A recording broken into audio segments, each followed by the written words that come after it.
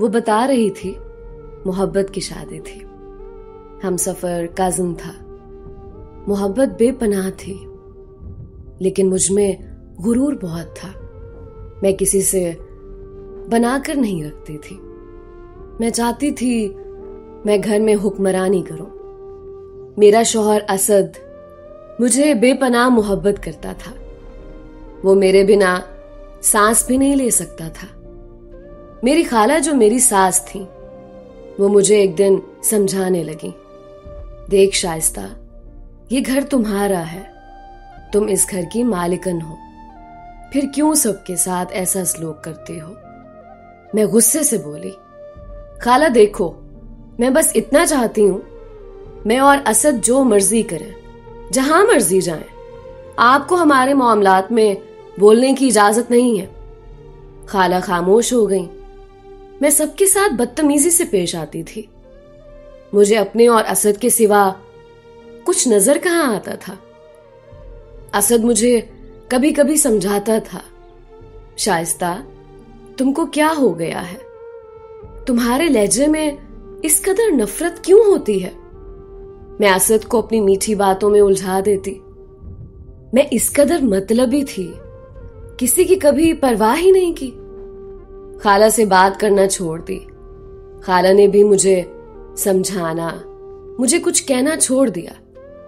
मैं कभी शॉपिंग पे जा रही होती और कभी डिनर पे। मैं अयाशी करने लगी। असद मेरे पांव चूमा करता था। वो मुझे अपनी मोहब्बत नहीं, अपनी रूह कहता था।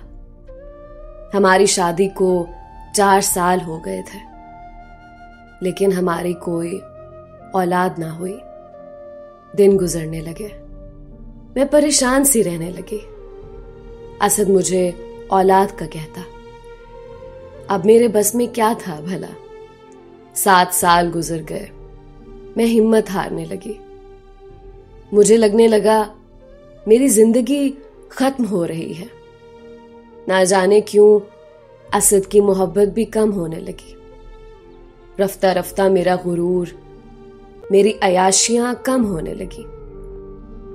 असद कुछ उलझा उलझा सा रहने लगा मुझसे। मैं तन्हा छुप कर बहुत रोती थी। ऐ अल्लाह, मुझ पे रहम फरमा।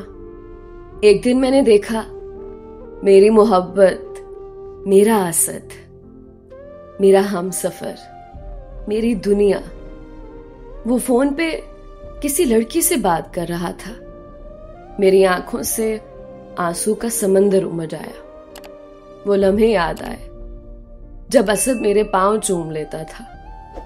और आज असद की बातें और मोहब्बत महदूद होकर रह गई। मेरे अंदर का दरिया बुझने लगा था। मैंने अपना बहुत इलाज करवाया, लेकिन शायद मेरी मंजिल तारीक थी। मैं अंधेरों में डूबने वाली थी। फिर एक दिन असद मेरे पास बैठा था। मेरे सामने मोबाइल किया, एक लड़की की तस्वीर दिखाई। शाइस्ता, कैसी है ये? मेरे हल्क से आंसू उतरने लगे। मैं आहिस्ता से बोली, बहुत प्यारी है। असद मुस्कुराया। मैं इससे बहुत जल्द निकाह कर रहा हूं। 12 साल गुजर गए हैं हमारी शादी को। मैं अब और वक्त जाया नहीं कर सकता। मेरे सामने बैठा वो उस लड़की से मोहब्बत भरी बातें करने लगा। मुझे यूं लगा जैसे किसी ने मेरे जिस्म का एक एक टुकड़ा काट दिया हो। मेरी सांस रुकने लगी। मैंने खुद को संभाला, कमरे से बाहर आ गई।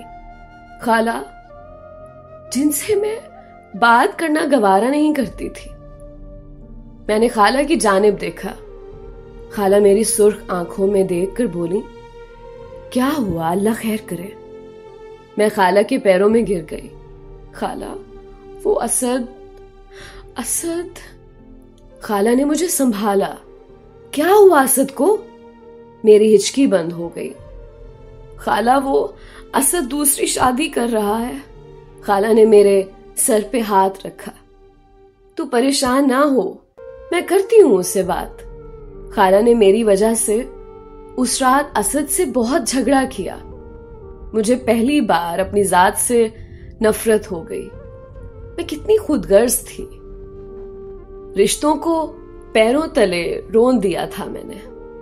मैं खाला के पास गई, हाथ जोड़कर माफी मांगने लगी। खाला ने माथे पे बोसा किया। तू परेशान ना हो मेरी बच्ची। लेकिन असद बजिद था दूसरी शादी करने पे। वो रात में मुझे बता रहा था परसों निकाह है उसका। मैं खामोश थी। मैं कैसे रोकती अपने असद को। मैं दिल ही दिल में दुआएं मांग रही थी। मैं तड़प रही थी।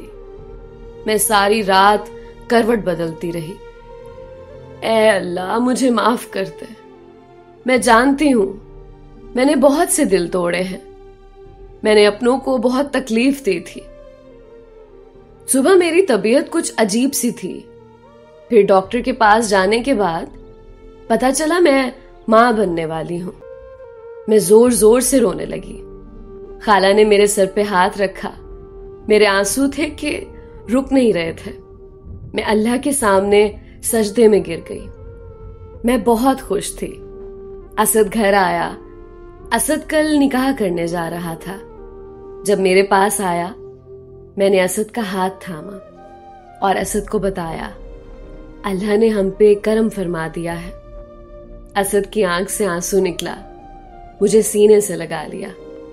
मैं बहुत रोई थी उस दिन।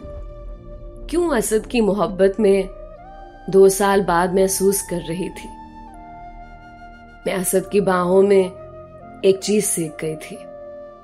जब हम खुदगर्ज हो जाते हैं, जब हम किसी का दिल तोड़ देते हैं, किसी को तकलीफ पहुंचाते हैं, नफरत की आग जलाते हैं, तो दूसरों को दिए हुए आंसू हमारे लिए किसी ना किसी सूरत सजा जरूर बनते हैं। मैंने खाला लोगों के साथ बहुत बुरा सलूक किया था जिसकी सजा मैंने पाई थी। अगर आप में से कोई भी किसी मुश्किल में, परेशानी में है तो तन्हा बैठकर सोचे आपने किसी का दिल तो नहीं दुखाया। आपने किसी के साथ बुरा तो नहीं किया। आपकी वजह से किसी की आंखों में आंसू तो नहीं आए। अगर ऐसा है तो आगे बढ़कर माफी मांग ले। रिश्तों को सीने से लगा ले। आपकी मुश्किलात और दर्द खुद मिट जाएंगे।